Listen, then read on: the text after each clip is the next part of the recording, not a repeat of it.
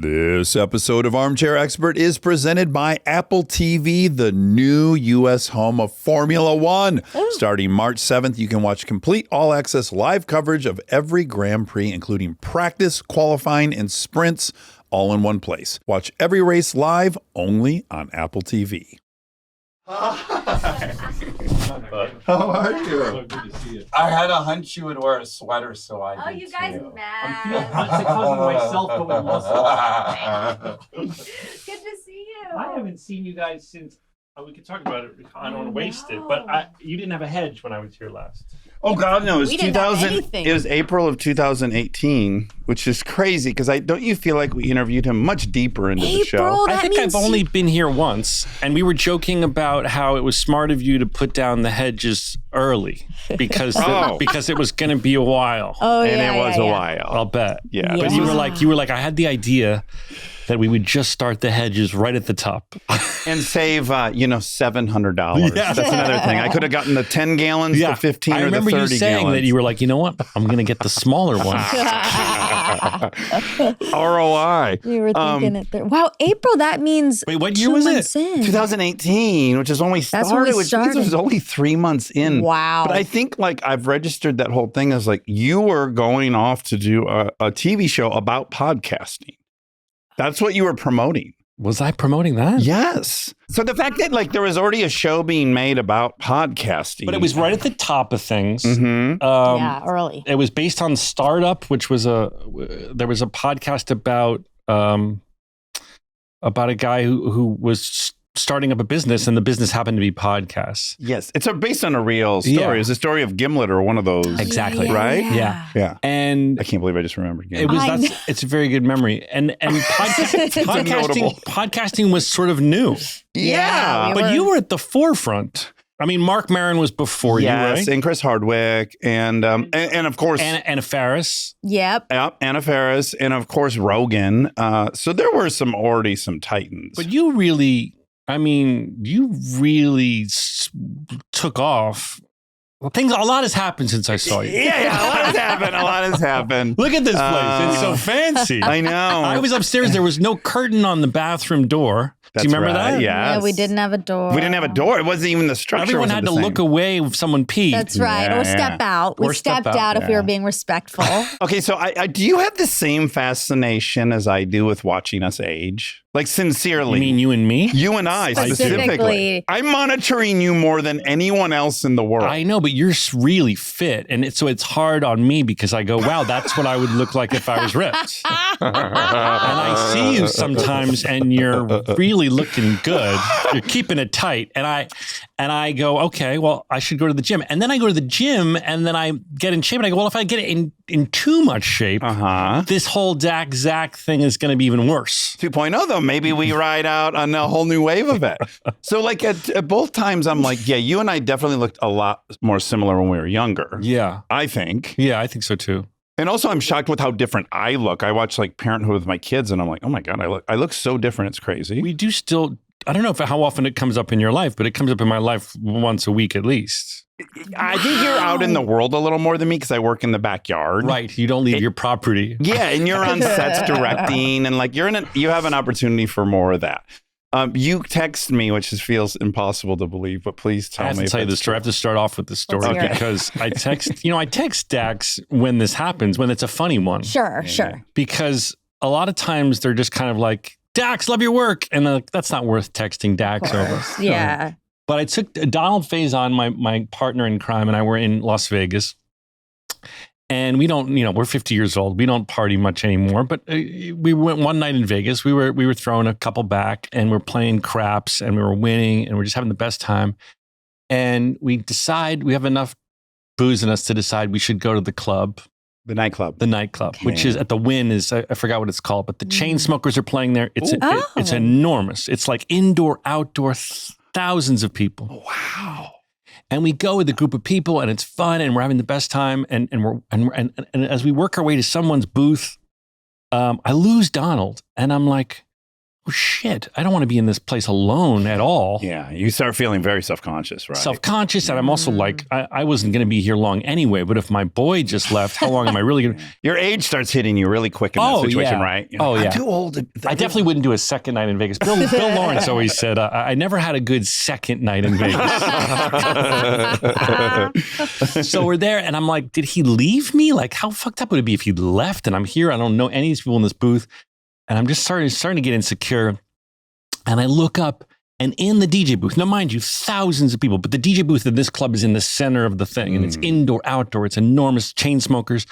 And I squint, and I see Donald in the DJ booth. Absolutely. Just full The on. fact that wasn't your first, like, where to look first is kind of shocks me with how long you guys have been friends. I love him, but I don't know if you call it Irish exit or French goodbye or whatever you call it. I had a feeling like maybe he did that. Okay. I know him very peripherally. My first thought would be, I bet Donald's in the DJ booth if I can't back find in him. the day, he was the guy at the club. Okay. But now he is like, never leaves the house. Okay. And so this was a big night for us. But, the fact that I kind of think I talked him into going to the club. I was like, come on, we have a buzz in Vegas. Let's go to the club. So anyway, I see him and he sees me and he's gesturing me to come. Wonderful. I work my way up there. And just as I get into the DJ booth, I'm grabbed by the shoulders by Michael Fassbender. Oh my God. Which, pause right there. I've never met him. I've completely adored him. I love him. Physically. I think he's so gorgeous and his body's so beautiful. He's a beautiful man. His penis was nice in Shame. I don't remember his penis. You don't remember him Shame. peeing in front of us? I remember that Shame had penis in it. I just don't recall his specific penis. Oh, it's gorgeous. It's exactly what you think. Of course. This is where you two differ. You remember, and you don't remember. We both can the say we penis. appreciate a beautiful of course. penis. Male bodies, yes. So what does he look like in person? He's very handsome, and he grabs me, and before I can say anything, he says, I love you. And I go, oh my God. He goes, I love your work. I love everything that you do. He goes, the shit you make is fucking awesome. I wish we could work together. My ego is like here. Stop. I'm now having the experience you had just now in real time. I want to give it to you. And that's why I texted you. And then I'm like, and Donald's looking at me like, proud boy, like, yeah, boy. Yeah. And then he goes, I mean, fucking chips, dude.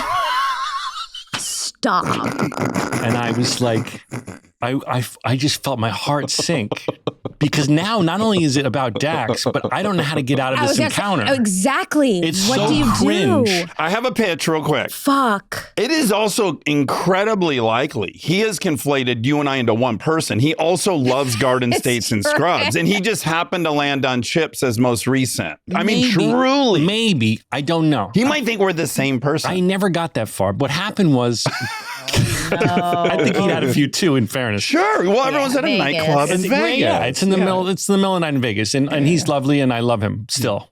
I love you still.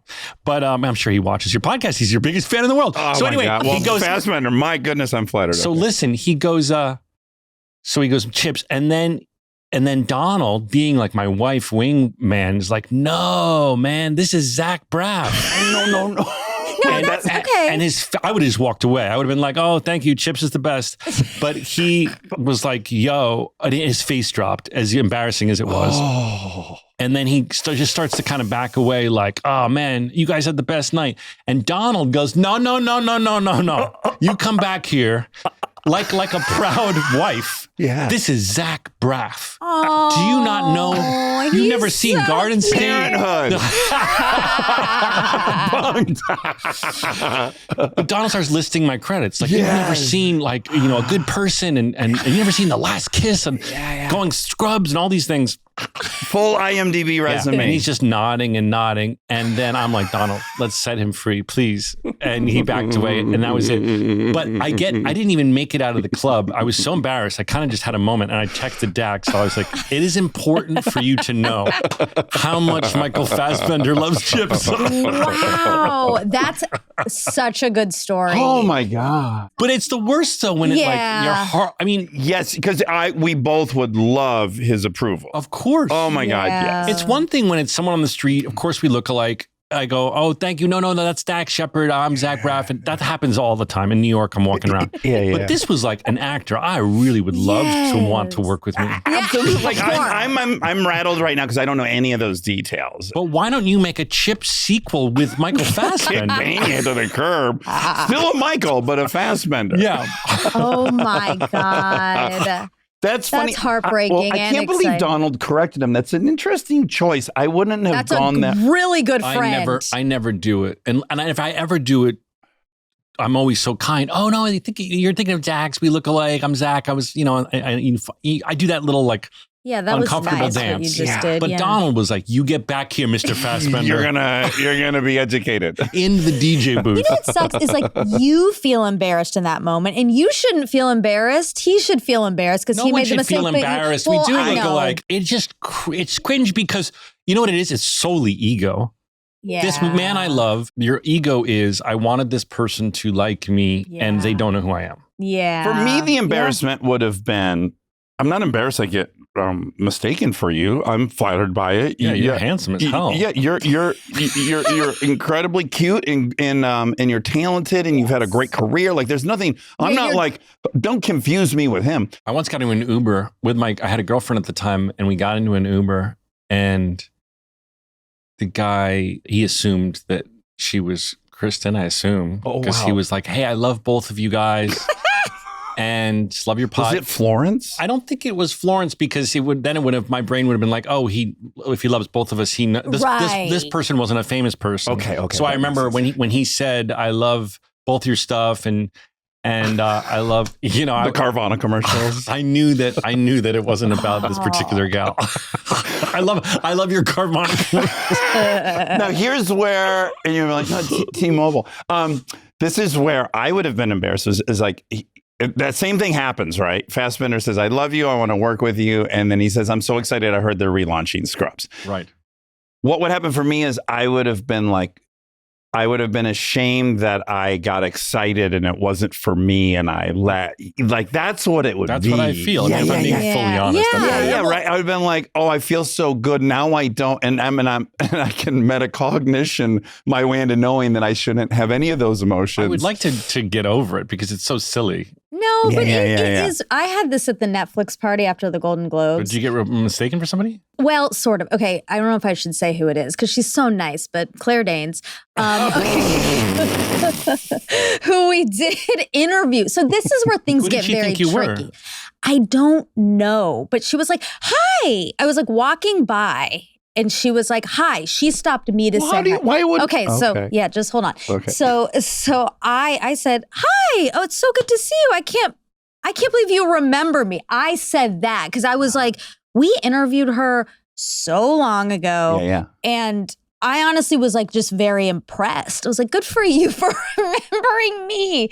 And then she was like, yeah, of course. I just talked to blah, blah, blah. I was like, oh no. Uh-oh. I have no idea who you're talking about now. But you don't think it was like Mindy or like, do you think it was an Indian confusion? Did you go to? I assume whoever she's thinking about is probably Indian. I don't know who, but I just said, oh yeah, it was really good to see you. I'm heading to the bar. She was like, great, have a good night. I've been on the other side of it myself. I mean, of course. Can you recall exactly who you did? Frank Grillo and John Bernthal. Sure. Oh, we love John. Absolutely. I love them both. And I made a mistake to Frank Grillo, who's a lovely actor. And I said, this is very cringe. And I said, you're killing it on The Bear. Okay. Oh, yeah. And did he correct you? He did the same thing I did with a bit of a wince. Yeah. Oh, no. Look, so I've done it too. Yes. But I'm sure I'm not the first person to confuse those two guys. They're both they're very super masculine. Masculine, very talented. Tough, great bodies. Similar vibes. Yeah. Similar vibes. But what should be comforting is I too have fucked up. And I beat myself up over the time I misidentify somebody way more than when it happens to me, I right? still think about the Grillo thing when I'm in the shower. Right. Like if you're comparing that to Fassbender, right? We would probably give the Fassbender a 4 and that an 8 or something. But it became a great story because I'm able to tease myself about it because it was such a funny moment between the fact that Donald was like not going to let him slide. The fact that he was the proud wife that was going to be like, listing my you credits. come back here. That is sweet. You get to know him.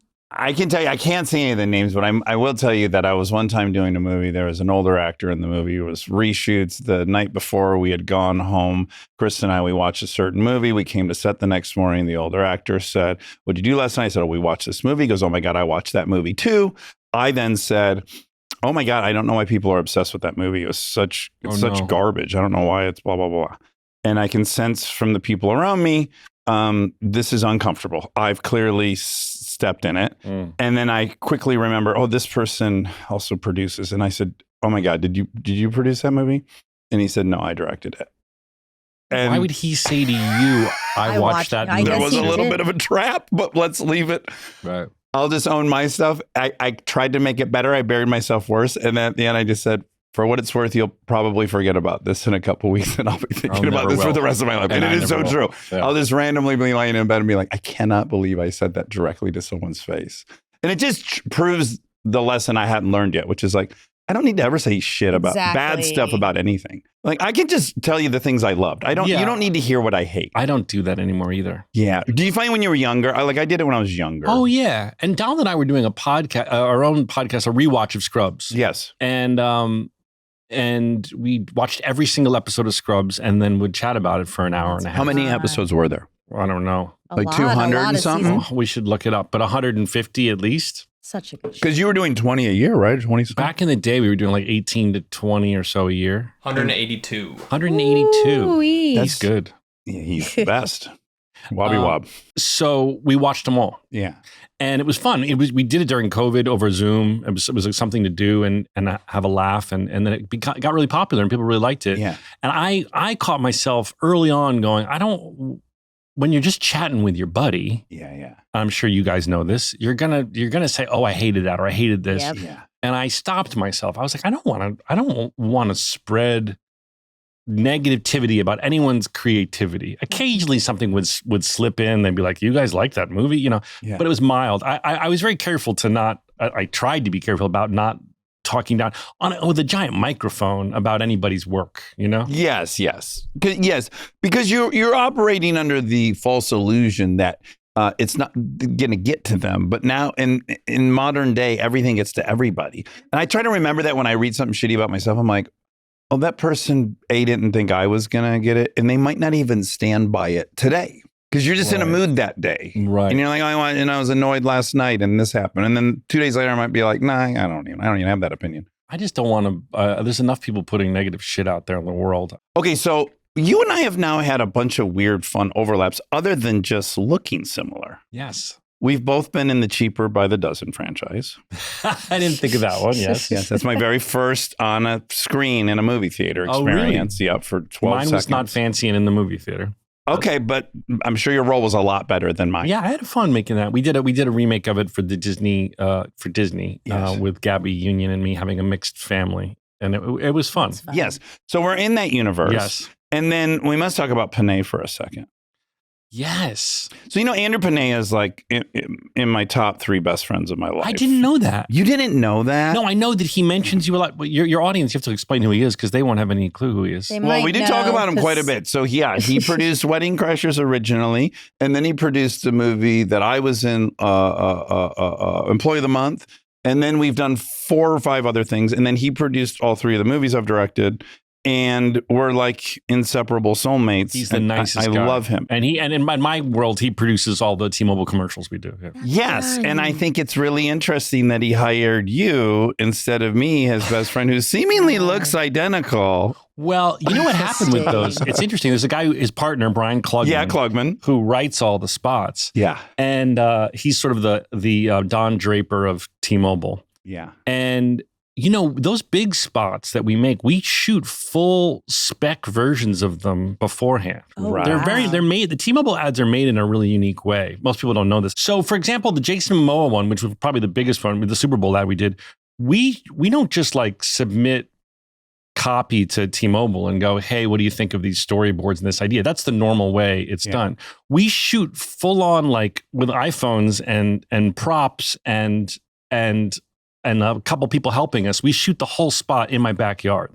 Oh, okay. Whoa. So in that case, we wouldn't have had Jason Momoa, but in post, we'll put like a giant Jason Momoa head on a double whose body it is. Yeah. And then we'll move the mouth like South Park. Okay. Oh, But like we wow. shoot and edit and do all of the sound effects and everything and fully make a realized iPhone version of it. Yes. And then we send that in as like, here's what it'll be. But is That's that how so the much work. first one came to be? The very first one, was a spec. Actually, the first one I ever did, Donald and I ever did, was a Super Bowl ad, and they didn't use us. They ended up using famous football players. And I was sort of bummed because like we did, these are called, for people who don't know, it's a spec ad, meaning like no one's bought it. You're doing it on spec. With your own money. As a speculative thing, with your own money. Yeah. In this case, Panay's and Brian's company. But it's a great sales tool because the creatives, the people who make the decisions, as long as they can say, okay, this is an iPhone 0 budget version, let me see what it looks like. Yeah. Then if they can use their imaginations, it's a great, they're seeing what it looks like. Yeah. And then imagine it with not a bobblehead Jason Momoa, a real Jason Momoa. Yeah. And imagine it with real effects and imagine it lit. So the very first one, sorry, I rambled.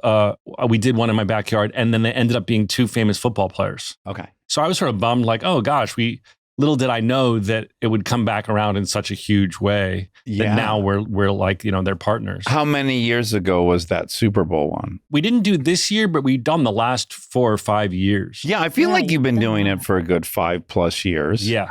Do you know how many spots off the top of your head that you've done? I don't know a lot. I don't know. You don't know. But I'll tell you this, they're made in such a collaborative, fun way because Brian Klugman will just be brainstorming. So we could be on the set of one. We were on the set of making one of them, and he's like, "Oh, I'm so stressed. I got to do Christmas spots for these guys, and I haven't really come up with anything yet." And we're just sitting there, a group of us, 4 people, just Donald, Panay, Brian, myself, laughing. Do you know Nate Tuck? Of course. Nate Tuck's my oldest friend in LA. Oh my God, I really didn't clock how close you were with this posse. Oh, yeah. My kids call Panay Uncle Christmas. We got to talk about his outfits. Well, we got to talk. We could do 3 outfits. hours on his outfit. Every time I'm with him, I take photos so I can bring back and show the girls. On your podcast, can you put up an image of someone? We should. Yeah. Yes, we will. I feel like on the video, you should put up what he dresses like. Yes. Okay. Well, can I just tell you, I met him for a meeting for the Employee of the Month.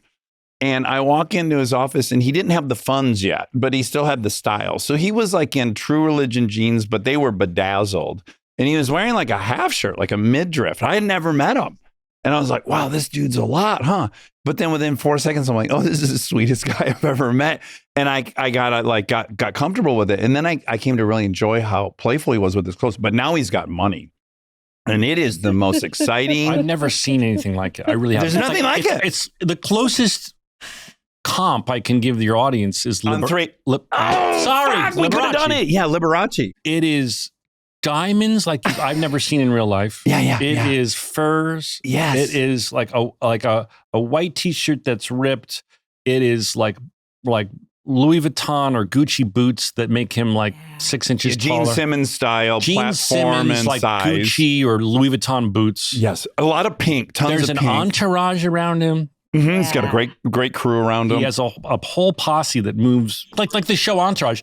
That's not something I've really seen in real life. But I mean, I know it exists, but I haven't been around those people. Yes. He's someone who lives that kind of life. But it's really important to say with no entourage douchiness. No, he's kindness, sweetness. He's kind and lovely, and he champions. Interesting, we're both examples of it. He really, when he likes someone, he really champions them. Oh yeah, he'll die for anyone he loves. Also, I'll add, he's a Greek kid from Sunland who had a big afro when he graduated and just wanted to play baseball and has never drank in his life. He's so PG and so sweet and so earnest and has tried so hard. He runs 16 miles a day. Yeah. And takes calls while he's running. Yes. Oh my And so Nate told me the best story. So yes, anytime you're talking to him, likely he's running up a hill. He's pretty good at not letting you know. He keeps his breathing in check. Yeah. But Nate was on the phone with him. It's a pretty important call. I think he had clients on the call as well. It was a big conference call. And all of a sudden he heard, oh, sorry, but just got into ice bath. Oh my mid conference call, he has ran 16 miles and now he's entering into an ice bath. Yeah. I mean, he's the most eccentric, wonderful person and just the sweetest human I've ever met. Yeah, well, he's the reason. He and Brian Klugman. Oh, I wanted to tell you about how we come up with the ads. So we were shooting one, And Brian says, "Oh, I haven't thought of Christmas spots yet." And someone in the group says, "Oh, it'd be funny to do like a spoof of Love Actually, where Donald and with the cards at the door." Yeah. And they go, "That could be funny. Well, why don't we shoot a spec of it right now while we're here?" Yes. So he has a PA grab the cards. At the end of the day, we do one take, 2 cameras, cross shooting of the messaging that they want for Christmas on the cards. We never say a word. Yeah. They love it. We have a proof of concept. We come back a few months later and shoot the real thing with fake snow on the ground. But that's how the ideas, That's cool. That's why it's such a fun thing to be doing, because it's very, very collaborative. You hear this thing about the ad market. I think this is most people's experience, is like, just do this, do these storyboards. Yeah. And if it's not funny, you're kind of cringing. Our thing is the opposite. It's like, what would you say? What do you want to say? Riff 10 things. Yes, I was going to say, I think where we'll see other like actors go wrong in these commercials is probably they're not writers, or they're not improvers, or they're not directors. So they're relying on the entire machine that is Madison Avenue. And I don't know that they're great at writing to actors in the way, like we could agree, great television showrunners, there's not a ton of them. And their gift is they can write to you to make you shine. Yeah, that's a good way to put it. And it's such a rare ability. So I think when Kristen and I have been approached, both campaigns we've done, that starts with like, hey, I'll have to write them. Like, we'll get the concept done, but it'll have to go through my fingers so that our voices are correct. Yeah, that's smart. And it kind of starts with that agreement, and everyone's been cool about it. I had a friend who was going to do an ad, and she sent me the copy, and she goes, "Hey, can you help me? I'm like shooting this tomorrow." And I was like, "Oh no." Yeah, most of the time correct. it's, oh no. I used to direct them too. Oh, Yeah. I've done a couple. Tell me, did you like? I No, found it to be stopped terrible. doing it. Yeah, I stopped doing it. it's demoralizing. It's demoralizing, and unlike my T-Mobile experience, which has been awesome, it was not collaborative. They really just wanted me to execute the storyboards, and I was like, "Well, then why am I here? A lot of people can execute these storyboards. I want to Bring something to the table. Yeah, I want to bring something to the table." In descending order, film is the director's medium, television is writer, then director. The TV spots are the client, the ad agency, the this, the that, before it gets to the director. I think earlier on in my career, I loved it because I was not getting any budget for my work. So it was fun to have a big budget and to hire. You can hire the coolest cinematographers in the world because they all do commercials. So you can hire these badass DPs and work with them and hopefully develop friendships with them and play with. I'm a camera geek, so playing with all the cool camera toys. Yeah. Having like a big budget was fun. Mm-hmm. But then I really got over it because I was like, doing this is not fun. And it's very stressful. There's a committee. There's way too many emails. Yeah, too many emails. And then on set, there's like 55 people that got to sign off on everything that happens. Yeah, one time Dax was directing one. As a favor, I want to add that. As a favor. And it was going so awry. You were getting so mad. And I was like, be nicer. What if these people listen to the podcast? And people that joined via Zoom from another state. Of course, because that's and they what missed they their do. day. They didn't get their day on their shoot. So they lost their day because of this racket. And then I was asked by my wife, can you save this thing and direct this in our house and get the piece we didn't get? And I go, yeah, absolutely. Can't wait. Do it. Well, now this group that already derailed it the first time are now on a Zoom call. And I just very bluntly said, hey, you guys lost your day. And I'm not here to make you happy. I'm here to give you this thing that you guys lost yesterday. Mm-hmm. So that was my attitude. And Monica was very upset. Like well, it's good that Monica keeps you in check. It's good to have someone whisper in your ear like, hey, you're being a dick. Yeah, you have to. Yeah. I mean, it's very easy to lose track of that. I've never been a dick on a TV show I've directed or a movie. Aren't you amazed at how many people are? Yeah. Stay tuned for more Armchair Expert, if you dare. Thank you to our presenting sponsor, Apple TV, the new U.S. home of Formula One. You can now watch complete all-access live coverage of every Grand Prix, including practice, qualifying, and sprints, all in one place. I will be consuming all of those things, Monica. I know you will. I kill for Friday to start watching practice one, following, and then on a sprint weekend, oh my gosh, 2 races. And this season brings a ton of new energy to the sport. New teams like Cadillac and Audi just joining the grid. New drivers stepping into major seats. Lando Norris defending his first World Drivers' Championship. And all eyes on Lewis Hamilton in his second season with Ferrari and a brand new circuit in Madrid. Plus, a new U.S. home for Formula One. You can watch every race live only on Apple TV. Watch on Apple devices, Android devices, smart TVs, streaming devices, gaming consoles, or on the web at tv.apple.com. All part of one Apple TV subscription alongside hundreds of exclusive shows and movies. Watch the Formula One Japanese Grand Prix live on Sunday, March 29th at 1 a.m. Eastern, or watch race replays on demand anytime only on Apple TV, the new U.S. home of F1. We are supported by Allstate. Checking Allstate first could save you hundreds on car insurance. That's smart. Not checking the pockets of your jeans before doing laundry? Classic oversight. That mystery clunking in the dryer? Yeah, that was your lip balm's final moments. And somehow there's always one random receipt in there to dissolve into confetti. Yeah, checking first is smart. So check Allstate first for a quote that could save you hundreds. You're in good hands with Allstate. Potential savings vary, subject to terms, conditions, and availability. Allstate North America Insurance Co. and affiliates, Northbrook, Illinois. We are supported by Intuit TurboTax. April 15th is coming up fast. And if you're like most people, you're probably dreading the whole tax thing. You know the old way, sitting in some waiting room for hours or sending over your tax docs and waiting for any kind of update. You want something modern and tech forward, but you also want that human connection. And this year brings a major upgrade. Intuit TurboTax now has in-person locations nationwide. You can walk into a tech-enabled TurboTax location near you and meet face-to-face with a real tax expert. Drop off your documents in the store and see them uploaded to your TurboTax app instantly. Just like that, you're done.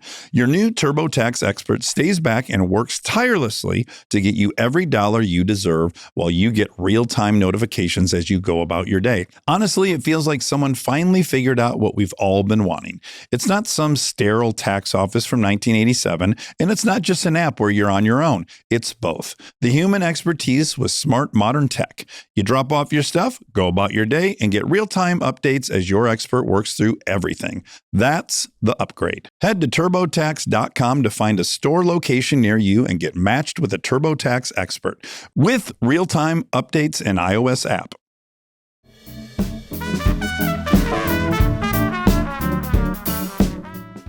You know, Bill Lawrence, who's my mentor, I was a waiter when I got Scrubs, and he ingrained in the sets I've been on my whole life that no asshole policy, everyone's the dolly grip might have a better joke than you do. Don't have an ego about it. Yeah. You know, that's the vibe of the sets we run. Yeah.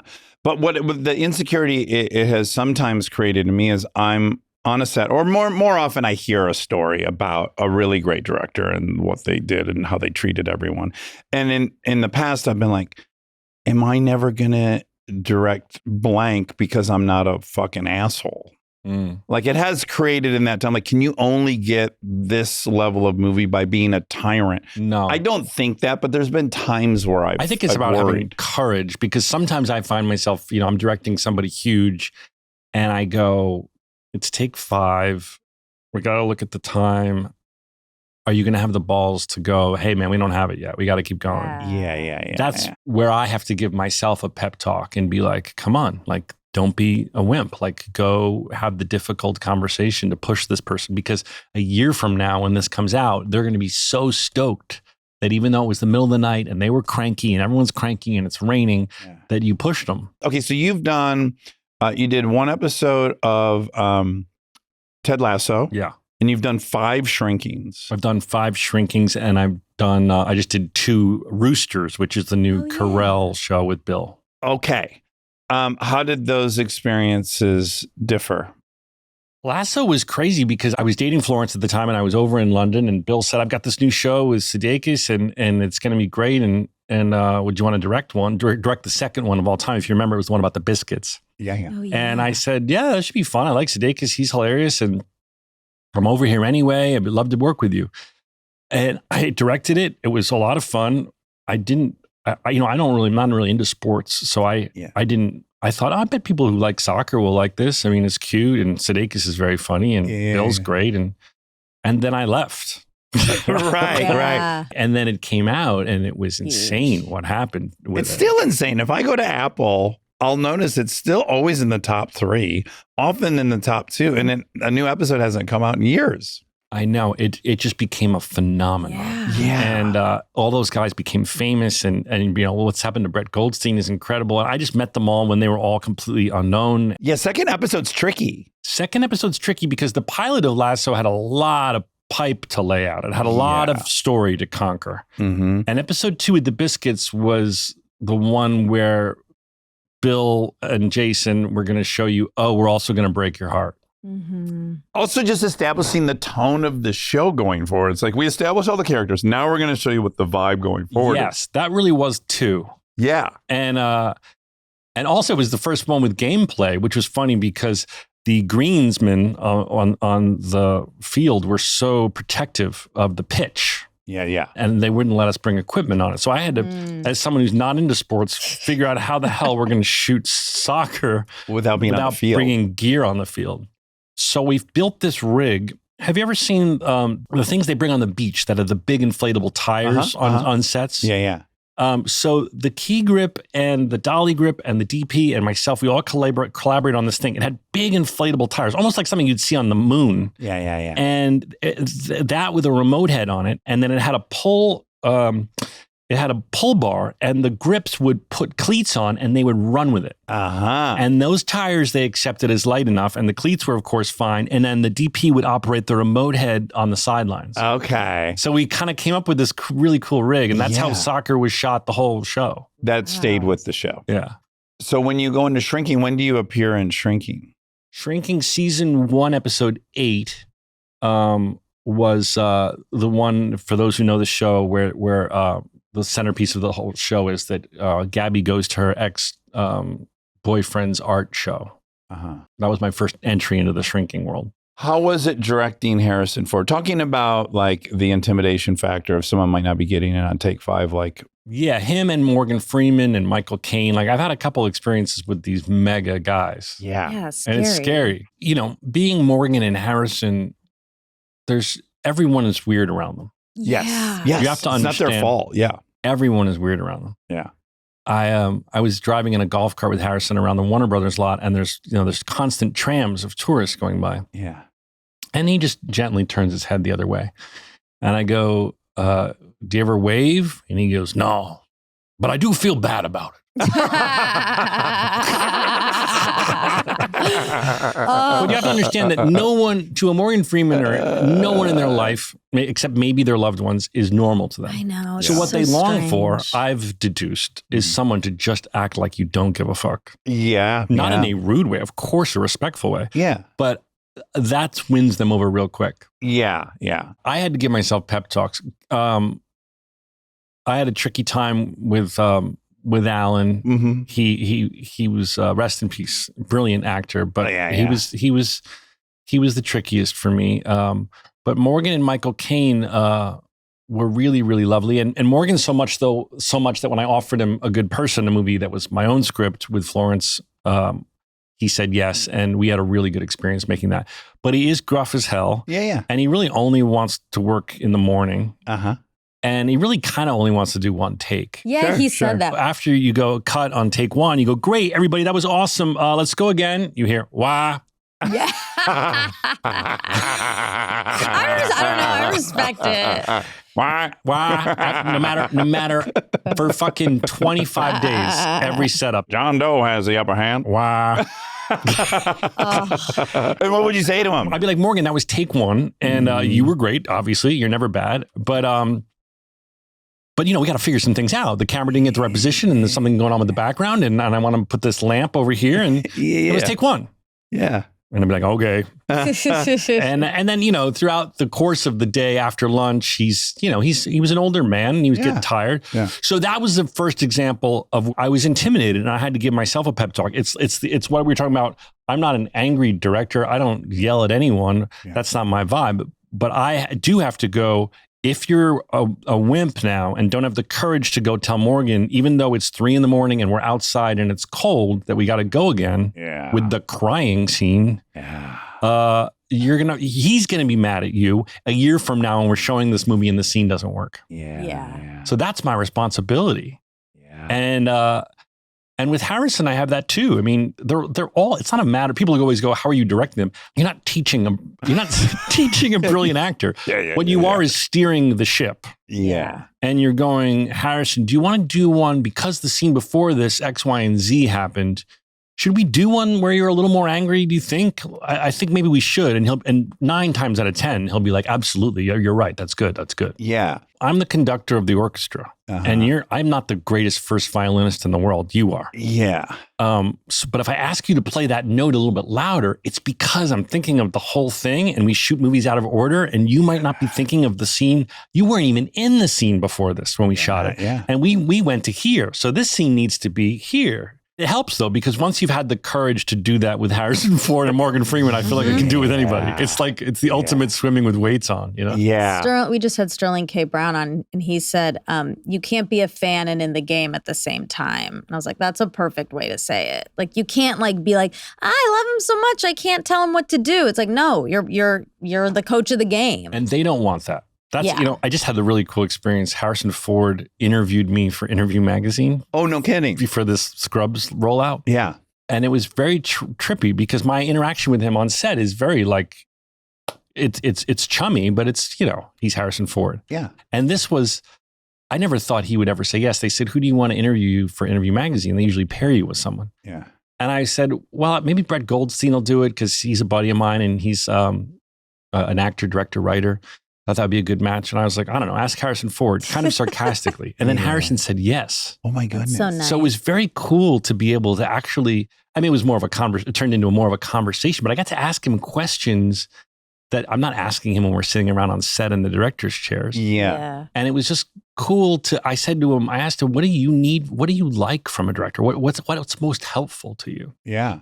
And he was saying a lot of the same things we're saying. Like, I'm not always keeping track of where we are. I need you to remind me where we've come from and where we're going. Yeah. I personally had wished some people had phrased that to me that way at times. I think it would have been helpful because I take it as like, I've done something wrong in this moment, as opposed to, I need your help with this broader story. That's just so helpful to me when I was younger and super insecure on set. And if we're going again, but I don't know why, and I'm thinking something I'm doing wrong, and it's like, oh, no, it's not that you're doing wrong. It's like, also, we got to service this huge story. So I might even be asking you to do something that's not as true, just to service this bigger story. And I might also not know yet. I might, it's okay. That takes something that takes being 50 years old is to go, I also might not know what the answer is yet. Would you help me find it by going again and trying one like this? Because then at the monitor, I might go, oh, Eureka, that is what I was looking for. Yes. Yeah. Okay, so another thing that happened, and this is a moment when I text you, which is you popped up on Bad Monkey season 1. And I thought you were so great. Thank you. I immediately text you like, oh my God, I love seeing you as this fucked up, disheveled train wreck. Thank you. I feel like everyone was talking about it. It was really bizarre. Like, I never get parts like that. Right. And I would love to do more drama like that. Yeah. And Bill, of course, is my biggest champion in my whole career. And he said, hey, do you want to come down and do some scenes with Vince Vaughn in Miami? And I was like, that sounds great. I got the same pitch, yeah. He's been using that pitch, I think. That sounds great. No, I think once he knew you were a fan and he loves you, he was like, that's going to really fuck people up when you show up in Bad Monkey. They're going to be like, he's back. But again, it's so similar. Because I got to say, I hadn't seen you act in a while. You know how this is. I don't get offered parts like that. Right. I don't come to mind for people at a part like that. Yeah, like a fucked up, degenerate, drug addict who's going to saw somebody's arm off. Like, yeah. It reminded me of like, do you remember when Albert Brooks was in Drive and he was the bad guy? Yeah. And he was fucking brilliant. Yes. Not that I was playing that much of a heavy or that big of a part, but that's like what I kind of was thinking of. Yeah. So Bill gave me this opportunity. I did it. It was fun. Did you have any anxiety about it? Not doing the part. No, I felt that I felt confident that I could do the role. I was intimidated by Vince just because I never met him. Yeah. He's a legend in my eyes. I just, Swingers was a pivotal moment. in my life. Like we all wanted to be Vince Vaughn. I wanted to be Vince Vaughn in Swingers. And then there was a movie after called Made that I don't know if a lot of people saw, but I loved. Yes. I just thought he was one of the funniest improvisers. Actually, watch, if someone listening hasn't seen Made, the blooper reel with him and Favreau is even funnier than the movie. Yes. Talking about the per diem. Yeah. Because Vince is just riffing and Favreau cannot keep a straight face. It's so funny. Yes. And so I always laugh at people trying to hold Have you together. seen that movie, Monica? I haven't. I'm gonna. They're both dipshits and they get sent to New York on this mission and Vince does not know what per diem means. And the guy's but they're trying to act like they've been there, done that. And so the guy's trying to like tell him you're going to get this per diem. He's like, yeah. And the per diem is, and they're just trying to bullshit their way into figuring out what the fuck per diem means. Yeah. It's so brilliant. And subtle. It's just, the blooper reel shows you how Vince works. See him in live time figuring out the best way to do the joke. Yeah. But Favreau keeps ruining the takes. Favreau's the director and in the scene, but he keeps ruining the takes because Vince is so funny. I had a funny moment in Bad Monkey. I had to play a corpse in one scene. Yeah. Sorry, spoiler. If you haven't watched it. They said they were going to put, they put the makeup on me and I'm lying in the drawer in the morgue drawer. And Vince and his scene partner have a scene over me and he just starts riffing the funniest shit that's not in the script. And Bill is like, bro, we have to fucking do VFX on your body because your shoulders are bopping. the corpse cannot help but laugh. He's brilliant like that. So anyway, I did it and I didn't think about it again. Although it was funny. I did have an experience with Vince where we were all going out to dinner. And I was like, oh my God, I'm going to hang out with Vince Vaughn. Yeah. And Andrew Watt was down there, who's, I don't know if you know who he is. Andrew Watt is like one of the biggest music producers around. And he's Bill's daughter, Charlotte's fiance. Oh, okay. Yep. So he was down there and we all went out and we were all Bill wasn't there, but we were all out going, oh my God, I can't believe we're all hanging out with Vince Vaughn. This is like a dream. Yeah. And then Vince is like, should I come back to your guys' place? Because we were all living in this condo. And we were like, yeah, that'll be awesome. And him and Andrew were just throwing him back. And I'm like, and it starts to be, I don't drink like that anymore. Him and Andrew were just throwing him back on the balcony. Yeah. Big guy. I'm sure he can handle it. Oh, yeah. Yeah. Like the biggest fucking case of Coronas you ever saw. And I'm like, oh my God, I'm hanging out with Vince Vaughn. Oh my God, I'm hanging out with Vince Vaughn. Oh my God, are Vince Vaughn and Andrew Watt going to drink all night long on the balcony? Yeah, and you can't. What are you going to do? You're just going to have to suck that one up. I did. Yeah, I disappeared. Recused yourself? I recused myself and I put earplugs in. And they drank till like 4 a.m. on the balcony outside my room. But my point is, 25-year-old me would have been like, what are you doing going to bed? Yeah. Yes. It's really interesting. So I text Bill if I'm allowed to even say I'm on it. He hasn't responded, but let me see if he did. It's time. We'll decide for Apple if it's time that people know. Holding on to this for a long yes, have fun. I love that. Okay, so that's Bill. That's Bill. Okay, great. So yes, I too am now on it. So this is what I think is so fun about our overlap. And it's not just overlap, like, oh, we were both on Bad Monkey.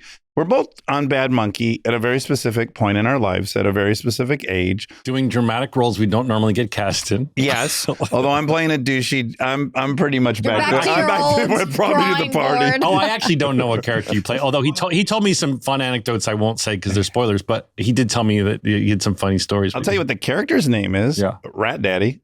So that tells you a lot. I think the name says but a lot. You can summon that inner rat daddy, can't you? Oh, it's always ready to come out. I bet there was boating involved. Boating? Yeah. Yeah, good idea. Yeah, smart. Well, it takes place in the Florida Keys. Yes. And so when I talked to Bill, we interviewed Bill in September of last year. He's actually our first video guest. Yeah, and he was so fun and good. And he said, I'm going to make you act next year. And I said, I don't think so. I'm really busy on this and I'm very content. And he said, what if all your scenes were with Vince Vaughn? Same pitch. And I was That's like, how he lures people. Yes, it's great. It works. And so when we talked on the phone, he's like, how big of a commitment can you make? And I said, I don't know. Like, what are we thinking? Whatever. He said, what would you want to play? And I said, a muscly douchebag. And he goes, oh, buddy, do I have the role? But it's going to be a few episodes and Rat Daddy. So, but I was going to say, I'm making a lot of assumptions about you, but you and I would hope have the pride of like, all else said, 25 years we've been doing this. Like the longevity, I never hit the points I was trying to hit. I didn't I had my eyes set on being Will Ferrell or Vince Vaughn. That didn't happen. I wanted to be Steven Soderbergh as a director. That didn't happen. But I have great pride in the longevity. Fucking 25 years is hard to do. And I wonder where you sit with this. And tell me about the ebbs and flows of those aspirations.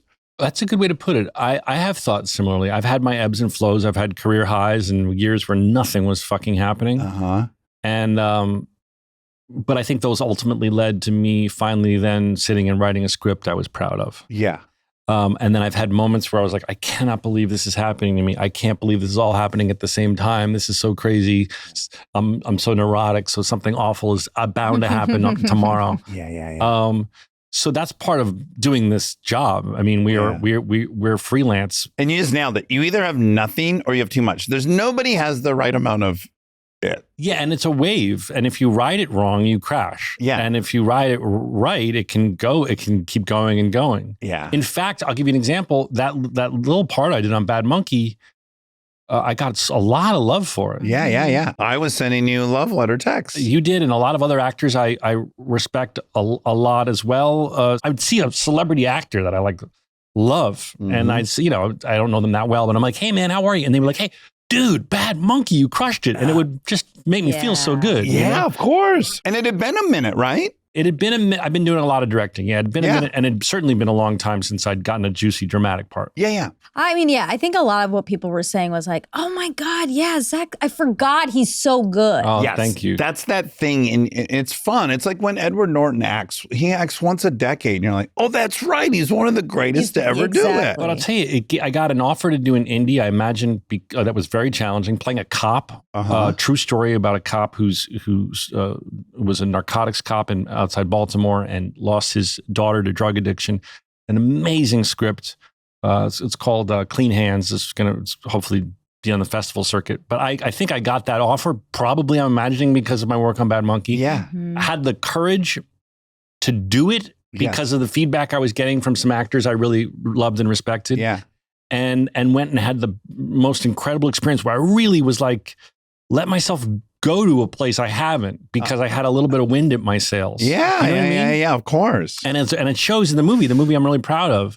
And so, yes, I guess to answer your question, to be able to make a living in this wacky ass career path for 25 years is, I feel so grateful. I know so many talented people that are incredible that aren't working or can't get work or had to move out of LA.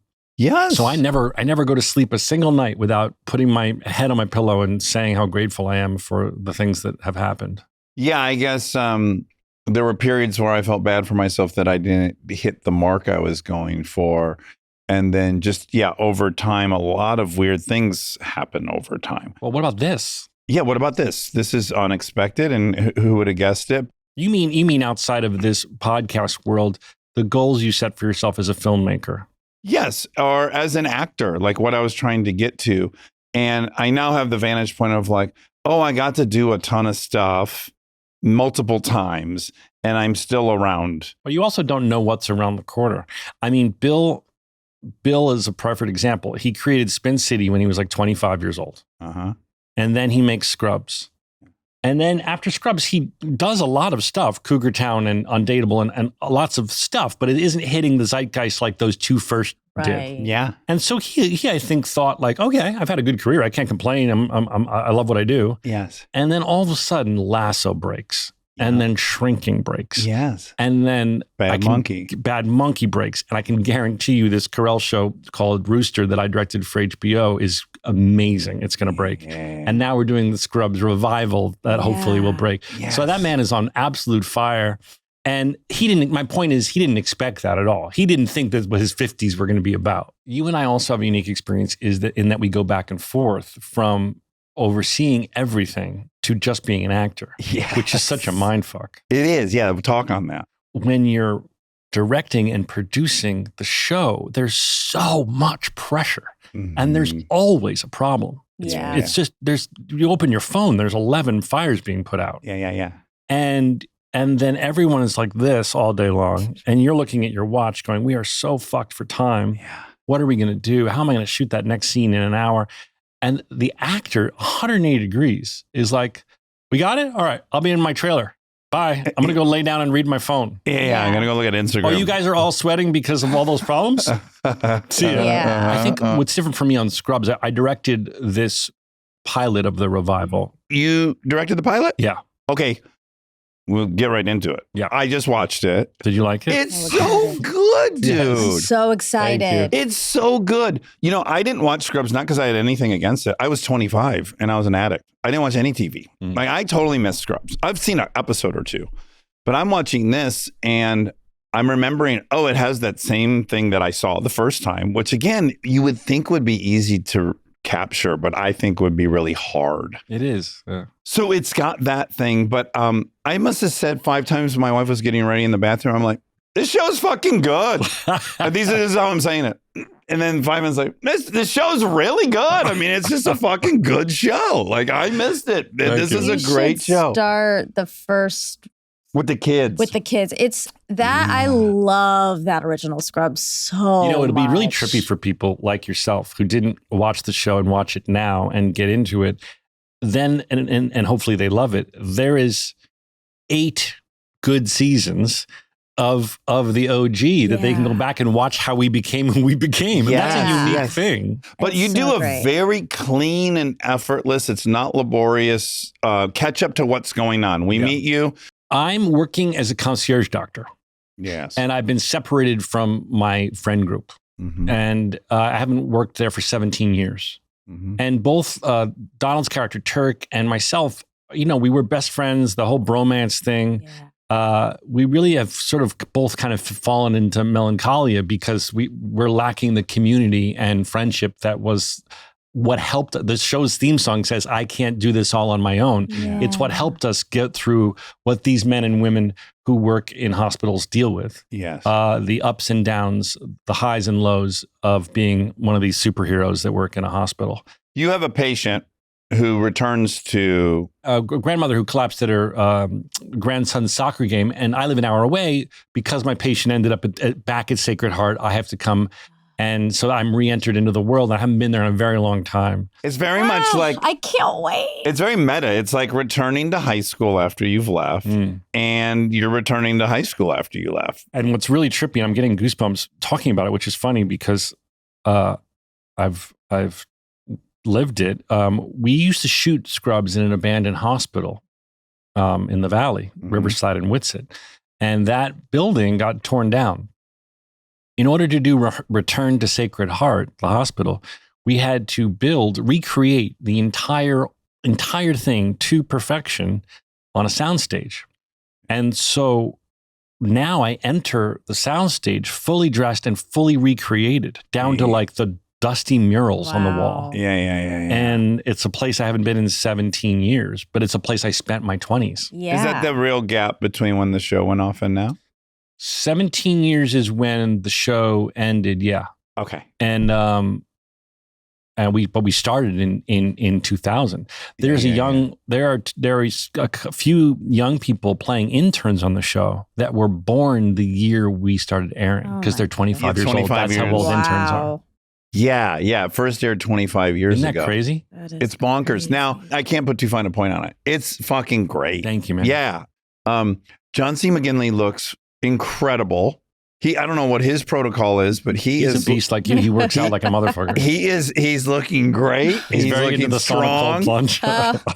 Donald's looking fit. Donald does not age. You know, we're posting all this stuff because we're promoting it. And anytime I post a picture of Donald and myself, every third comment is, wow, Donald didn't age. Sure. But no, everybody came back. And was it emotional? Yeah. I had it really to have was. been. It really was. It was my 20s. Yeah. This is what I need you to answer because like the sweetest chunk of my life as an actor was Parenthood.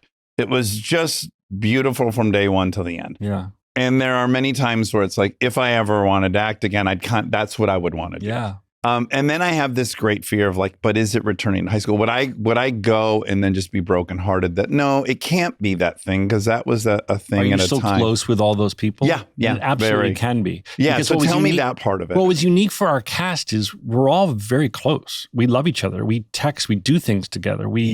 Bill and I are best friends. Donald and I are best friends. I go out to Johnny's house. He lives out in Malibu. He's the one who got me into sauna and cold plunging and taught me like the benefits of it all. Yeah. Sarah lives in Vancouver, but we're all Krista Miller, Bill's wife. We're all very close. Yeah. We go on vacations together. Yeah. And so the idea of like, well, we're just going to get the band back together. It isn't like going back to high school in a sense that you're going to feel misplaced. It's we're gonna see what these people are like now. Uh-huh. Because Scrubs is about a teaching hospital first and foremost. Yeah. And when we entered the world in 2000, we were young, wide-eyed newbies. In all the ways. Yeah, we were living it. Yeah. I had just come from waiting tables. I didn't take much to play a guy wide-eyed in over his head. Yeah. And now, in the same meta way, as I come back, I'm directing the pilot. We're coming back, and now we're the teachers for the young kids. Yes. But it's the story's still about us. But you can't tell a story of a teaching hospital without students. Right. Stay tuned for more Armchair Expert, if you dare.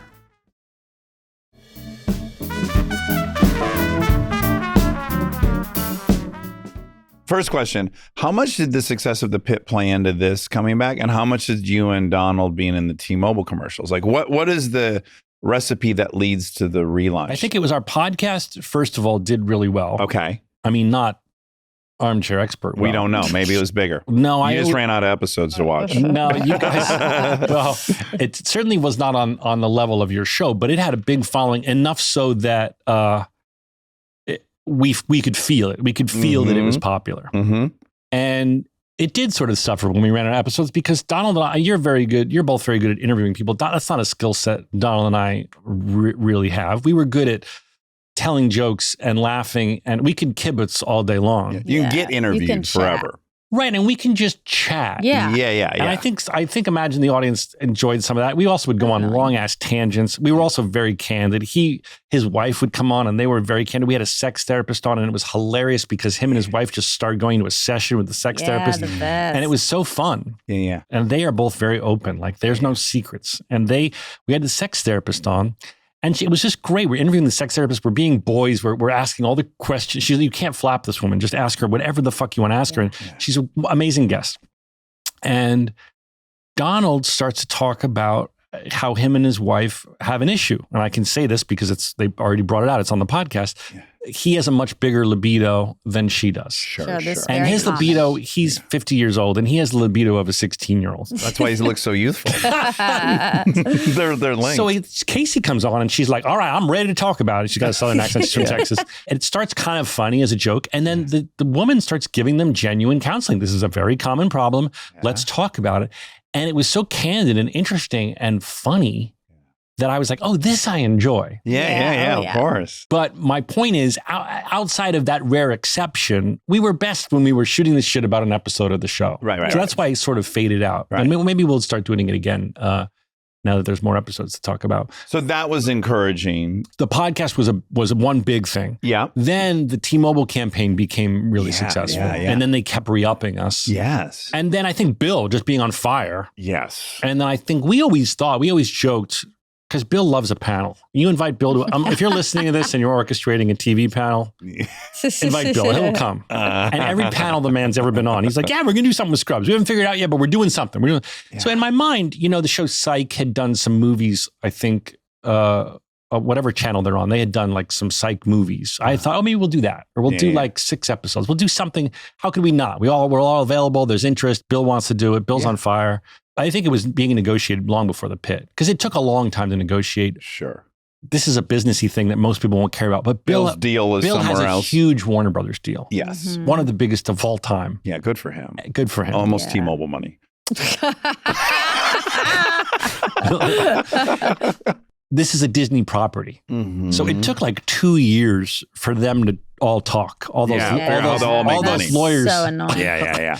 So literally once we said yes, it was like 2 years of negotiations just with those two guys. Wow. So you've known this was looming for an eternity. Something was long, but it was never revealed until the end. Oh, it's primetime ABC, 8 o'clock, Wednesday nights, Hulu the next day, like the full push. February 23rd? February 25th. 5th.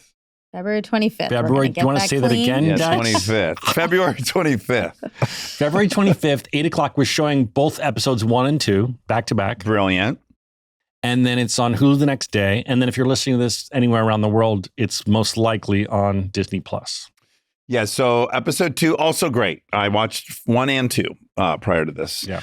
It's a good show. It's a good show. I just like that while your wife's getting ready, you yell, it's a good show. It's a good show. Like, my tone is like, there's no way you can say anything but this. Well, it's Bill and I had a mantra, show. and I put it on a whiteboard because I'm very into whiteboarding things. Okay. We said, a lot of people are going to come at this show like this, with their arms crossed. Uh-huh. Because people really, the show is meaningful to a lot of people. Oh, yeah. Yeah. Where's it streaming? On Hulu? Hulu. Okay. I imagine it's still huge. It is. I think it's gotten a bump because of the push. Okay. Yeah. And so we just said we have to make the pilot undeniable. Yeah. And when you say that you're yelling to Kristen, it's good. That makes me feel like we did our job because we just knew that the show is important to a lot of people. We didn't want to do them wrong. It takes place in 2026. We had to make a modern day version of it. Yeah. And we're 50 years old, but we wanted to honor the tone of the show that they loved. What about having to say the medical jargon? Has it been a while? It's just like if you've ever had to memorize a little piece of another language for a part. I haven't, but I do have anxiety when I'm watching. There's a woman on set, or a man sometimes, and they, first of all, you can say when you read the script, can you send me a phonetic? Just send me the nurse who's on set saying how you say this. Okay. So then you kind of get it in your head. Yeah. And then she's on set. So you can be like, is that right? Like after takes, whenever I do a procedure, even when I did the cop movie, I did a little police training, but there was a detective on set. And after every take, I'd be like, I don't know how you did it on Chips, but ours wasn't a comedy, and I certainly didn't want to fuck anything up. Yeah, right. Yeah. And I would, after every take, I'd be like, please tell me, I want to go again if that didn't look right. He's like, that looked great. So I have the same relationship with the nurse who's on set on Scrubs. Anything we do, the AMA, people would be surprised to hear, has said that Scrubs was the most medically accurate show on TV. I have heard that. I know, but they're saying that about The Pit. Well, The Pit probably surpassed. The Pit has taken the mantle. In fact, I slid into Noah Wiley's DMs. We love Tell me. him. Tell me. I did too. I love The Pit. Yeah, it's fucking. And I always thought Noah Wiley never got the flowers he deserved as an actor. Yeah. And I love actors. So when I see an actor who's finally having their moment, I get, we see Kvel. I feel this thing in my heart for them. Yeah. So I never met Noah Wiley, I don't think. Yeah. But I DM'd him and I said, I just got to say, the show's wonderful and you're just a phenomenal actor. Yeah.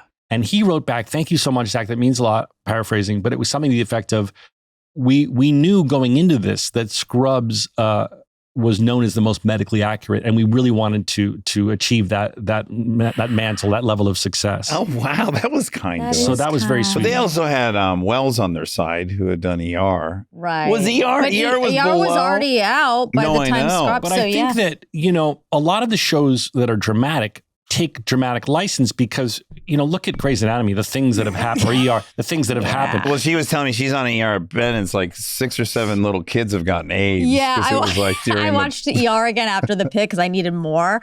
Mainly more Noah Wiley. Yeah. And like every 2 episodes, someone has AIDS, and it's often like a kid or like a way that the probably they're not the thing about it is the dramas have to keep the drama going. Yes. And when you're on a comedy, you can, I think maybe you have the license to keep it more realistic because there's a mix of comedy and drama. You don't always have to have someone on their deathbed and you're doing CPR, Also, The Pit and ER are both ER shows. We don't really, it's interesting about Scrubs. We do have emergency situations, but we never deal with the world of the ER. Right. That's true. Okay, there's a feather in your cap. So, sorry, this is a spoiler. Coldplay is in this episode. Yes. A song or the people? The song. Yes. A Coldplay song. Don't tell I'm not gonna. But a Coldplay song is in. It's used masterfully. Does it fix you? Don't talk about it, but I will say it's not fiction. Okay. Yes, go ahead. And it's not magic. That's all you get to work with. So now Kristen's towards the end of her thing. I've now watched the whole of it. I've screamed, it's good. And then the Coldplay song hits. And then the last couple of lines. And she can hear me. I have like some predictable sounds I make as if I'm approaching crying. And a nervous laugh is kind of a part of it too. So I think she's in there and she hears like, I'm all by myself in the bed. She's in the bed. She goes, "Are you crying in there?" And I go, "No, fighting my hardest not to, but I definitely want to." That's Scrubs. That's the tone. That's the whole show. I didn't know we went there in the show. He caught me by surprise. We also break your heart. But it's not saccharine. It was like John C. McGinley says to you. I'm not saying it. I'm just saying he says something to you. He says, come on, he's going to say lots of things. By the way, to you. I love to hear that you and Kristen have the relationship that I imagine in my mind. That it's like a Samsung commercial? Yeah, it feels like a Samsung commercial. Her yelling from the bathroom, "You crying in there?" Yeah, that's pretty much what's going on. Thank you. Yeah. That means a lot to me. Yes, the show, part of the brilliance of the Bill Lawrence universe is that we make you laugh, and then all of a sudden we catch your heart. And and Bill, and I should give credit to Asim Batra, who is the current showrunner of the show, and her team of writers. We then catch you when you're not expecting it, and hopefully break your heart a little bit. Yeah, you did it. You did it. Congratulations. You know, you reminded me, we have too much in common, not just our looks. I used to watch Extreme Makeover Home Edition. Do you remember the show? Sure. And could they pull on your heartstrings. When the reveal happens. When they would say, "Bus driver, move that bus." And I remember just sometimes they would have a special needs child and they would have built a special thing for the child. And I just remember making, not just crying, but making like, making noises that weren't like, they were involuntary. Yeah. You would never think to do them in a scene where you're supposed to cry. No. But you know, when you're just, there's a tear falling, but that doesn't stop there. Your body goes, and you didn't plan your body. Yeah.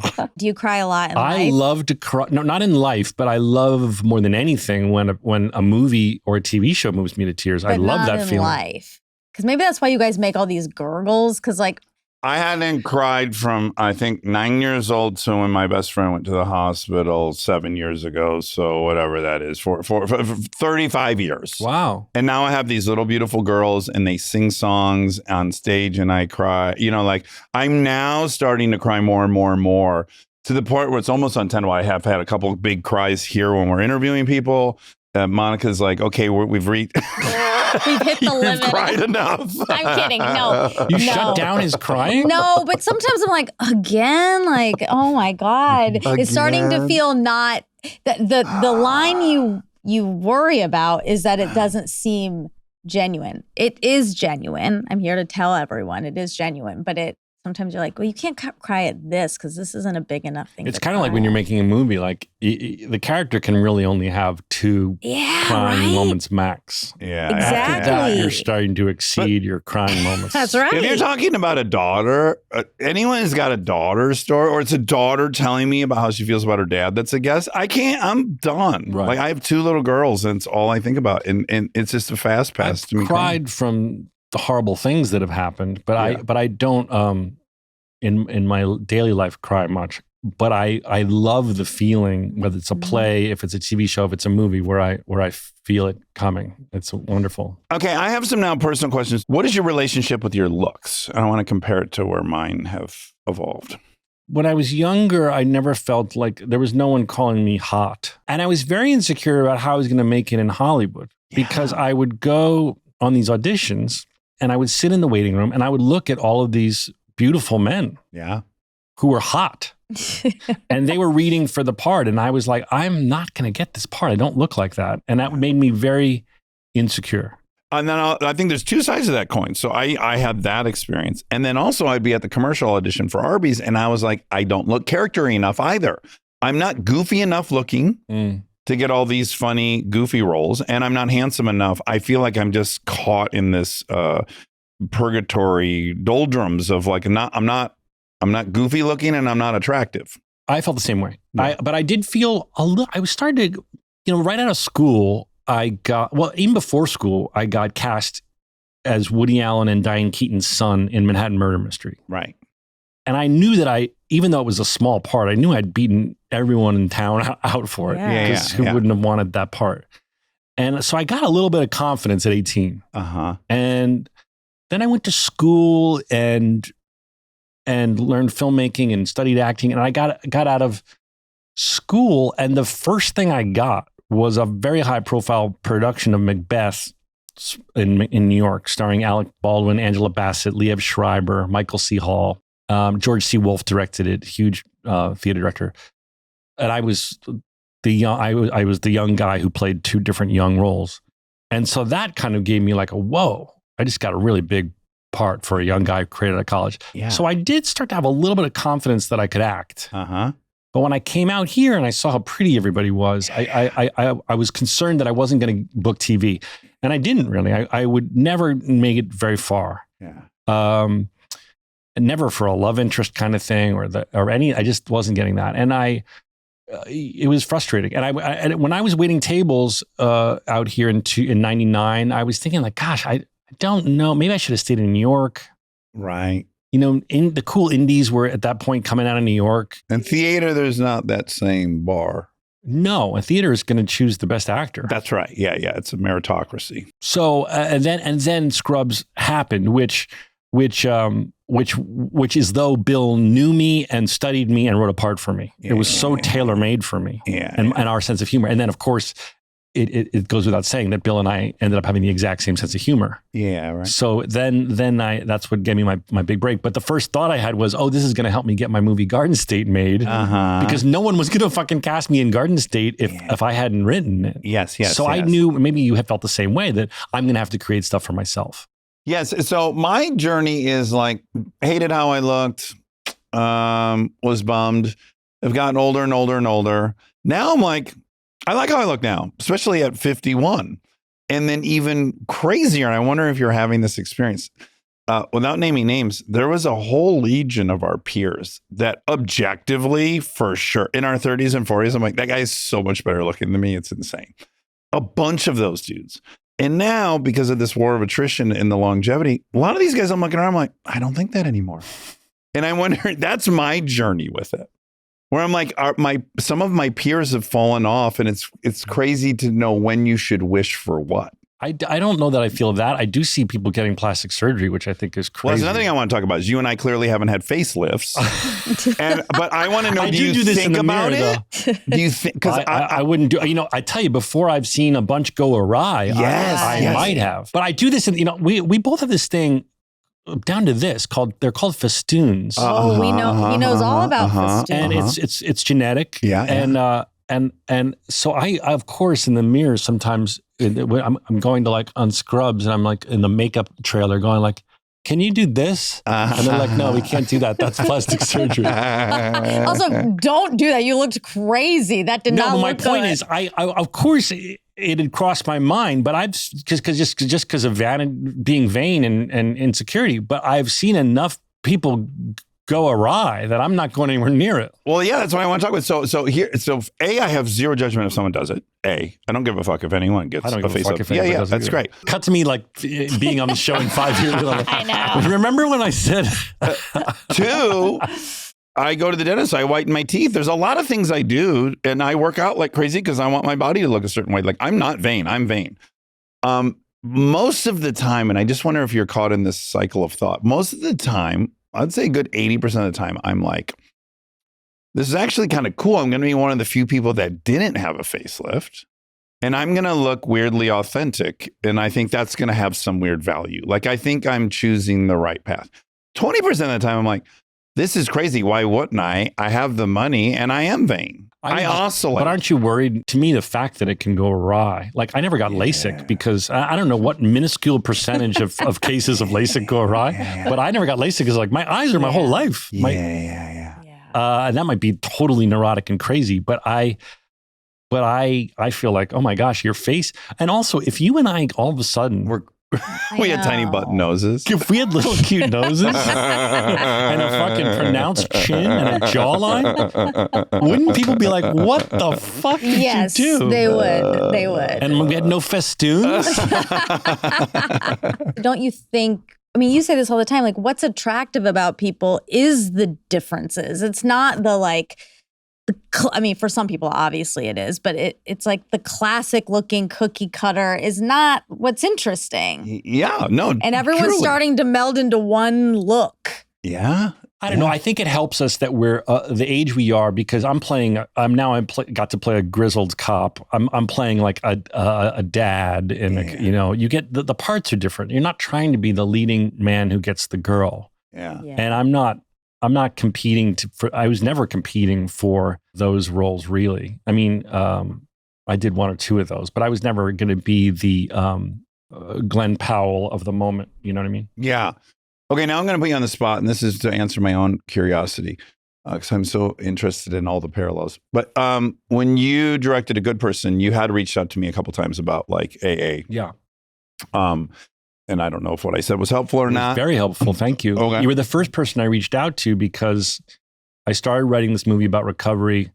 As I was just brainstorming and getting the story right, I didn't want to go down any wrong paths. Yeah. And you helped me right off the bat clear up some questions I had. My main complaint about when I see it in movies is like everything's so heavy and so important. And when someone's sharing, it's like they're about to die. And I'm like, everyone has the biggest sense of humor about all the wreckage they've had. No, that is not the vibe ever. Yeah. Even when it's tragic, that's just not our vibe. But at any rate, I've come to learn that A Good Person was really you kind of processing through this movie, both your sister, one of your best friends who was living with you during COVID, who died of COVID, which is insane at 41. Yeah. I mean, Oh my he's got to be one of the very few young people that went down like that. And although those aren't directly the storylines, they're you dealing with that. Yeah, I wrote A Good Person during COVID. I lost my sister died of an aneurysm. My best friend was living in my guest house, and he got COVID at 41. In March, at the very beginning, right at the beginning. Yeah. His wife, Amanda Klutz, is a known influencer and actress and performer, and she was very public about it because she wanted to share with people that this could happen to a 41-year-old. Mm-hmm. And he never came out of the hospital. She took him in. Again, it was very early on, and they didn't know a lot of things. I can't help but think if it had been today, it would have been a very different outcome. Huh. Yeah. And then and your dad also My father died of cancer. My manager, I don't know if you ever knew Chris Huvain. Did you ever know Chris Huvain? Oh, yeah, I knew. Yeah. He died by suicide. He took his own life. Yeah. So all of this happened. Yeah. And I didn't know what to do with it all. Yeah. And when you start to write something, I don't know if you feel this way. I don't always know what it's going to be about. Right. You just start to say, this character's on my mind. This scene's on my mind. Yeah. This image is on my mind. And so what came out was A Good Person. It ended up being a story about grief, really. Yeah. There is recovery as a character in the story, but it's really about grief. So the thing I've been curious about you for 25 years is what's your relationship with alcohol and drugs? Or was there ever dicey periods? That's a good question. No one's ever asked me that. Maybe Rich Roll, who actually helped me a lot. I don't know if you're friends with Rich. I'm not. I keep hearing his name and I've never watched the show. I watched it because you were on it. Oh my God. Yeah, You would be best friends with the guy. I feel like it from that, what I just saw. You have so much in common. Yeah. We'd either hate each other or love each other. You know, it can go either way when you're No, you have a lot in common. You know, he's a fitness nut. And he's a marathoner. He's one of those extreme guys. Yeah, and yeah. he totally changed his life around. He was an addict and completely changed his life around. And now he has a very successful podcast. You have a lot in common. Yeah. And he loves his wife and kids. Yeah. I definitely have had binge drinking problems in my life. My problem with alcohol was never, I want to drink at noon. Ever. Right. And so I rationalized that just drinking a fuck ton on a Saturday night until you blacked out wasn't an alcohol problem. Right. Also, you have depression and anxiety. Yes, depression, anxiety, the works. Do you have ADHD, do you think? No. No. I definitely had panic attacks and OCD and all that stuff. What about cocaine? Did you ever powder your nose? Because that's a very good drug. Are you afraid to say that in public? No, I never got into cocaine. Okay. I used to smoke a lot of weed. Oh, okay. But ultimately that wasn't for me. College age, me and older, but then I got sick of it. So was there ever a point where you're like, oh, I got to kind of get this on the Yeah, I think I had some embarrassing experiences where I was just drinking too much. And they accumulated. And so I reached out to Rich Roll, actually, because he had a guy on his podcast that if anyone's listening to this, this is speaking to you. I would watch this episode. The program was called 1 Year No Beer. And it was an English guy who was just in the business world, and his whole career was drinking. It was pints. Every day he had to go for pints at lunch and pints after. And he did blow, and I believe, and all sorts of things. And his episode of Rich Roll really spoke to me, not because I was ever had that kind of relationship with alcohol, but because he said, go on this journey and see what your life is like without it. And I think it's worth your time to see, out of curiosity, A, can you not drink? Because that's something you should know. Yeah. And B, you should be curious to see how you feel without it. Yeah. And I had never done that. Right. So I did, Rich is the one I reached out to because he was a big inspiration to me. And I watched that guy's podcast, and we eventually had him on our podcast. And I did a month, and with actually no alcohol in my body. And then I did another month, and everything he was saying started to come to fruition, that I was feeling better overall. Right. Like less depression. Less depression. You know, part of his whole thing is like, you are taking an antidepressant and pounding a depressant at the same time. Yeah. Which is nuts if you think about it. Yeah. And he said, if you drink a couple times a week, the alcohol never fully leaves your system. So you always have this low grade, chemical in your body. Depressant. A depressant. Yeah. And so I started to feel everything that he was talking about, that once I flushed the depressant out of my body, I was feeling lighter. I was having more energy. I was feeling happier. Also, how about just, for me, I was like, oh, mornings are nice? Right. Like mornings hadn't been nice for 12 years. Well, and also a hangover at 50. I mean, you haven't experienced this. I know what they were at the dog days of my 29th year. They were fucking insurmountable, which is why I had to start drinking in the morning. They were too much. Yeah. So anyway, I out of curiosity, ended up doing 13 months. Okay. Never touching booze. Yeah. And totally reset my relationship to it. And what other things, what were the downriver results? Did you start looking at your romantic relationships differently in that period? Do you know if there was any kind of ancillary effects? I know that I had a lot more energy and I wasn't as depressed, and I overall 100% felt better. It was almost the most valuable ingredient of the antidepressant. Mm-hmm. Do you know what I mean? It was almost like, in not taking it, it was like taking the best antidepressant. Right. Just omitting the... So if you're listening to this and you're taking antidepressant and you're drinking several times a week, I'm here to tell you. You're listening. If you happen to be listening. If you happen to be sitting within 4 feet of me. You should try. Oh, is this your story? You should watch this podcast. I'm telling you, it really made me want to try. And by the way, it isn't about like you're going to give up alcohol forever. I drink wine maybe once a week at dinner with friends socially. I don't get drunk anymore. Mm-hmm. But it's about seeing what it feels like when it's fully out of your system for like at least try 2 months and you'll notice it. Yeah. And I kept feeling so good I did 13 months. Yeah. But then I went back to a place, okay, I don't have a problem. Yeah. I don't want to binge drink anymore. Also, you've broken the habitual nature of it. So it's like now it has a different... Also, I did no more booze. I don't do spirits at all. I'll sip wine at dinner. Yeah. I'll have a mimosa at brunch. I don't get hammered anymore because I just didn't like myself like that. Yeah. But my point is, since we're pointing at you, it is an interesting experiment to just see what you feel like a month. And then 2 months, and then you kind of get excited. And also another ancillary thing, not that you have this problem at all, but as a fitness person, the weight just falls off of you.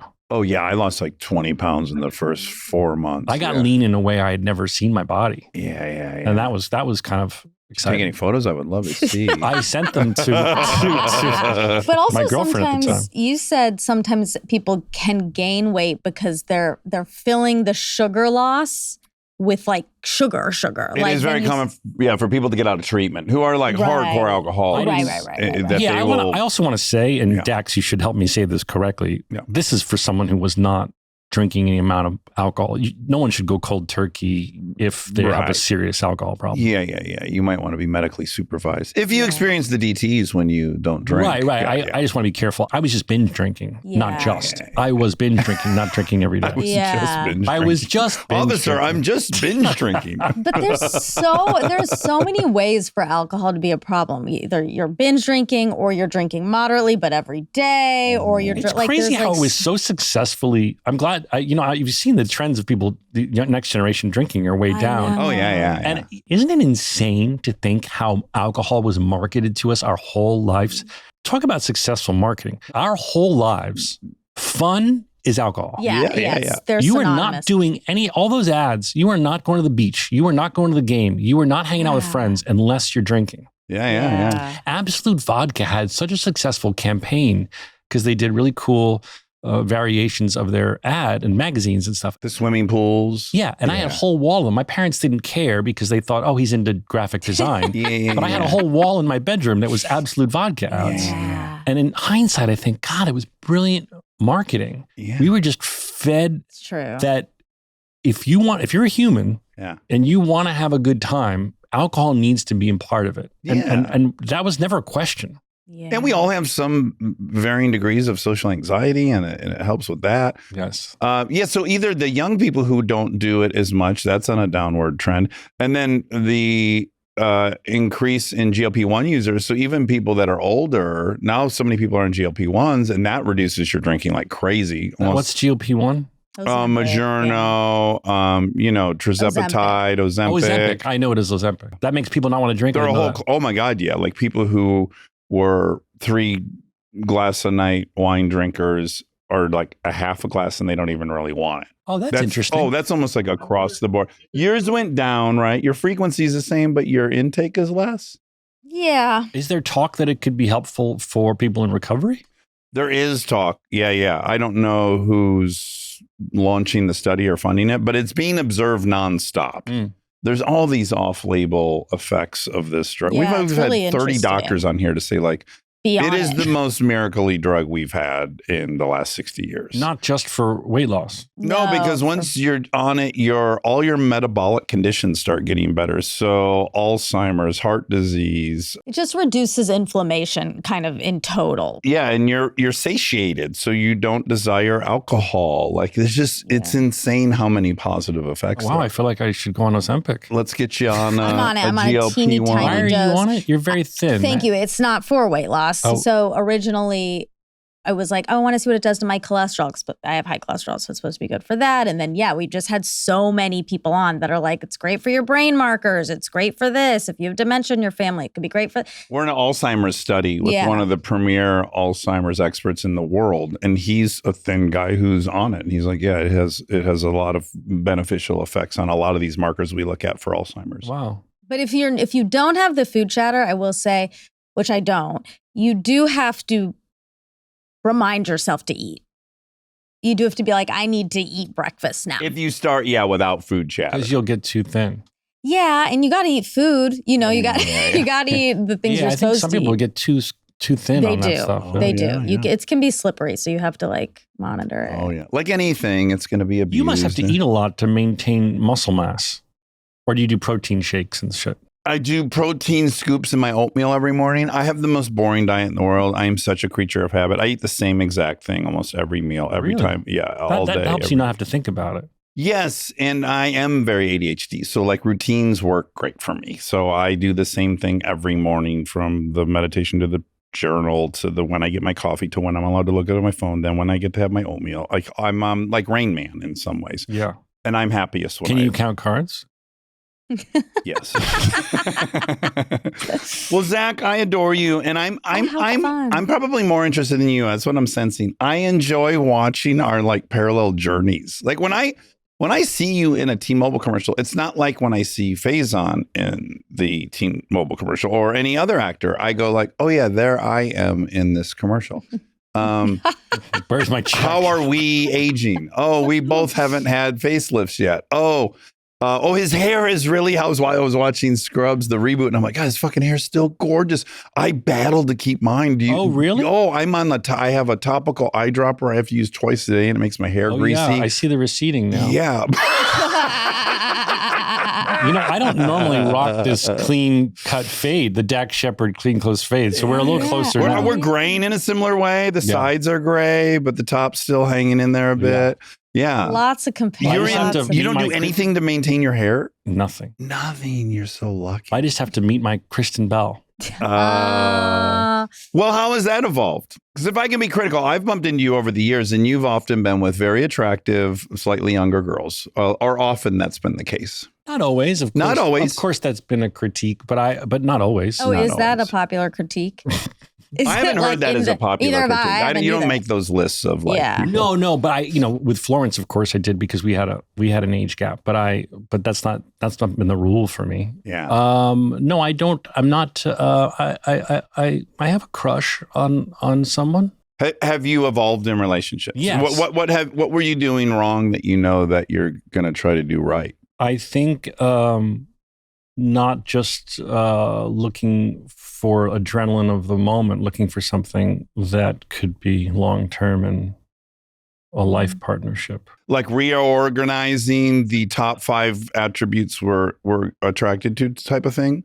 Perhaps. I think also because I'm 50 years old, I don't know if I'm past the age of having children or not. I don't think I don't so. think I so. know a lot of people your age have kids. I guess I'm open to the idea of. I mean, not that you should if you don't want to. No, but I'm saying I think it took me reaching this age to be like that I'm open to either way.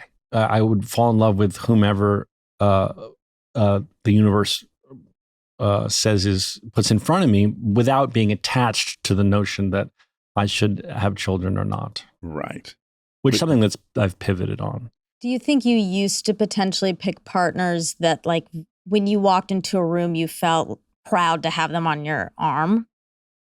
Oh, I think I've always had that and that might not be just their looks. Just I wouldn't be with someone that I wasn't so proud of to have as my girlfriend, whether it be her sense of humor. Do you think that's changed though into more personality over time, or has that always been the case? I don't know. Well, in your first interview, we did talk about your schooling experience and then going away to camp, and that you were the king of camp, and then you would return to school and you were not the king of school. Yeah. And so I think when someone's had that experience and they have a lot more options at their disposal, I've yet to meet the person who doesn't want to explore those options. Yeah. And I did too. I did too for a long time. You did that. Yeah. Absolutely. And I definitely did that. Yeah. And now I'm ready to settle down. Yeah. 50. You had a great run. Yeah, it's never too late. You can also be like, there's these dudes that they're 85 and they never decide to do that. And I guess that's fine for them. That's just not me. Remember that line in This Is 40 where I think it's Jason Segel. He says, I'm gonna Clooney it. Right. Yeah, but look at what Clooney did. I know, but at the time he goes, I'm gonna Clooney it. Uh-huh. And then what's her name? I forgot the actress. She says, he has sad eyes. What's Judd Apatow's wife's name? Leslie Mann. I think it's Leslie Mann. I was in the Groundlings with her. Yeah. I'm going to Clooney it. He has sad eyes. No, he doesn't. He has very happy eyes and great at selling tequila. Thank you for having me. Yeah, it was so and fun. Thank you most importantly for liking my show. It means a lot to me. Yeah, no, it's a good show. It's a good show. It's good. Kristen, good show. I don't know what to say. It's good. You can't say anything else about it. It's just really good. Excited. Oh, you're gonna love it, Monica. It has the same spirit, but it's if you like mature. to laugh and then all of a sudden wonder why there's tears in your eyes, have we got a show for you. All right, I wish you well. Everyone, check out Scrubs, airing on ABC February 25th and Hulu the day after. Thank you. You're welcome.